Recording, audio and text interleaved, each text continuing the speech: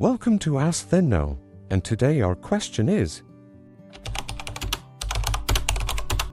input devices are the tools we use to give information to a computer.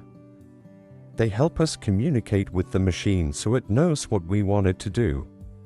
The most common input devices are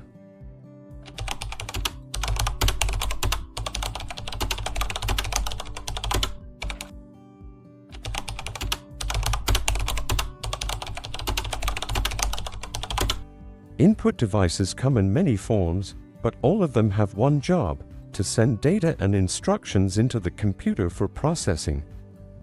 Without input devices, a computer would just sit there, it wouldn't know what we want it to do. So now, when someone asks, "What are input devices?" you can explain it in simple words. Don't forget to like, share, and subscribe to Ask Then Know for more quick answers to everyday questions.